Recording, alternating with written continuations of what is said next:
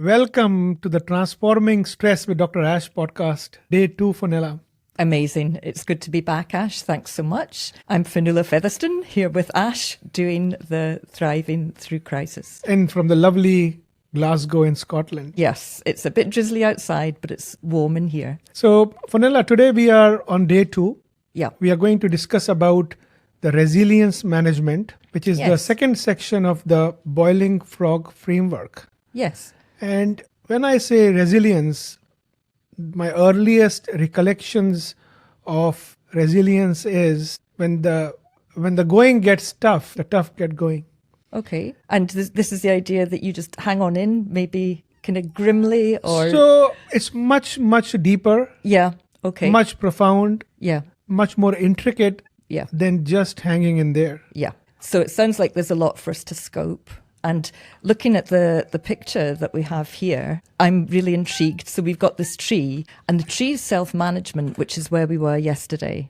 So the resilience tree is something I've created. Yeah. And as you can see, the trunk of the tree is very much the self-management. Yeah.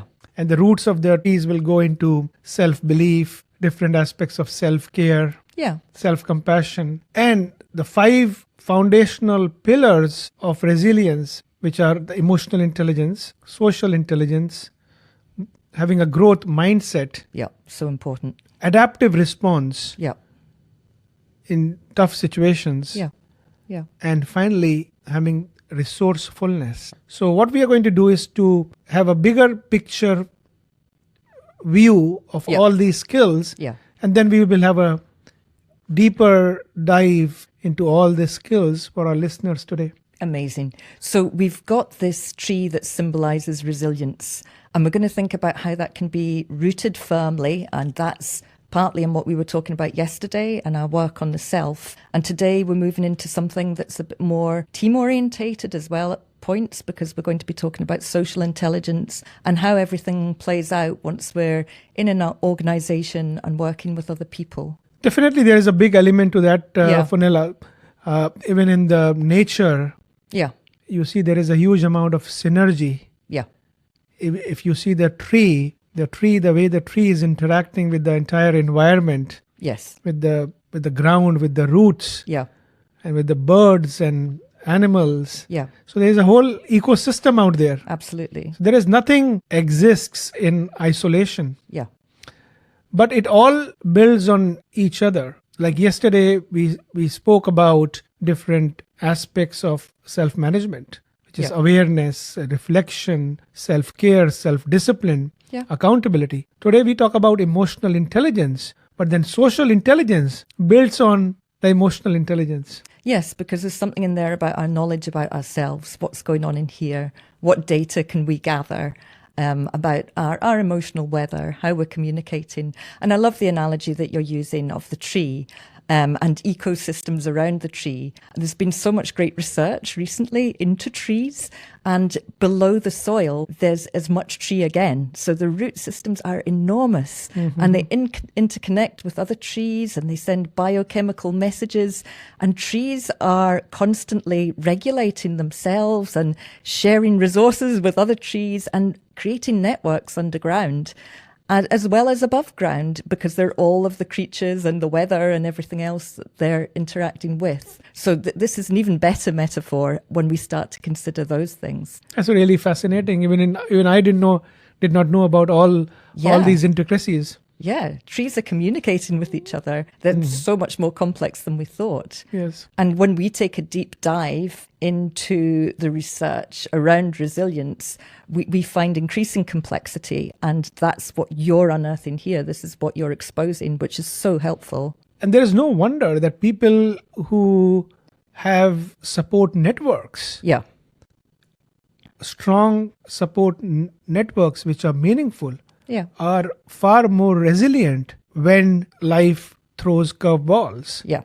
We're talking about being really proactive, aren't we? We're talking about creating a great soil for the tree to be in. We're talking about the tree being in an environment where there are those other trees that the tree is set up to communicate with. And there's all sorts of communication going on underground there. So we're looking to get this sturdy, beautiful tree that has branches that can reach out and capture light and feed the tree even more, those beautiful roots that are bringing water into the tree. So we're looking to create something that before the first puff of wind can really stand there quite solidly, and it's going to weather those storms. That's what we want for ourselves. That's what we want to be able to do, and to be able to share our resources with others and build something that's really beautiful. Yes.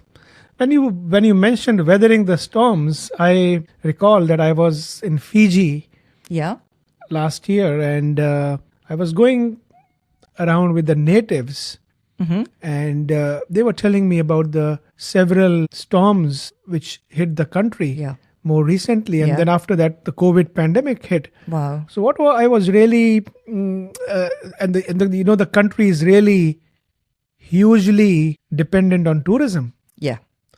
So after the big cyclones they had, and after that COVID happened, what I was really curious that as a society they were able to build up everything. Yeah. And they were resilient. Yeah. That's a lot to come back from. Those two huge big events. And one of the unifying principles I could see in that society, in that culture, was huge amount of interdependence between each other. Yeah. The communities, the way they care for each other. Yeah. That was really inspiring for me. And it taps into the same insight you are sharing, Fionnuala, that it is also about creating that networks, supportive networks, being conscious, but it comes from having that emotional intelligence, then developing that social intelligence. Yeah. And I also speak about resourcefulness in this particular section. And resourcefulness is both internal resourcefulness as well as external resourcefulness. Yeah, yeah. And we can bring these resources to ourselves. And it's something we can do that's really proactive. We can do that ahead of anything really, really challenging us. If we start to do that at a very early point, then we can certainly be prepared for what comes. We won't be able to tell maybe what's going to happen, but we will have some strengths in place already. And I like that observation as well, Ash, that, people are part of the environment. When we talk about our boiling frog environment, we think about the communities we're in, we think about the networks that we have, and all of these things are things that we can observe, reflect on, be aware of, and we can make adjustments inside ourselves and adjust our own behaviours. Absolutely. And that's going to make for those supportive networks. And we can look at social intelligence, emotional intelligence, growth mindset, resilience, how we can leverage all of these skills. One of the things you mentioned just now, and the picture which came to my mind was the first time I heard the boiling frog metaphor was when I saw the documentary by the Vice President Al Gore about the greenhouse effect. Yeah. And that is talking about how the issues of global warming are affecting the overall ecosystem. Just turning up the heat, turning up the heat slowly and slowly. Well, on the surface, things are not noticeable, but we are seeing what's happening in the environment. Yeah, which is becoming more obvious now. Yeah. So we can see there's a model where we don't at the moment kind of have sufficient resilience, and the experts are looking at what can we do, what can we change. People are trying to take individual responsibility, and we can, in our own personal lives, just try and be a bit more ahead of the curve. We know more about ourselves, we know more about people, probably, than we know about the rest of the world out there. True. I like what you said just now, staying ahead of the curve, Fionnuala, because you see, when adversity happens, what you are going to bring out is what you have got inside. Yeah. So it's relatively more difficult to develop newer skills when you're facing with high level of challenges. Yeah. So it's better to be prepared for when the challenges come, of course, as the very nature of life is. Yeah. To keep working on these skills. And it's not a destination. No. It's a lifelong journey. Yeah. And these things are like very, very common, very, very common sense. Of course. To have the emotional intelligence, the social intelligence, to have a growth mindset. Yeah. And to have, COVID happened.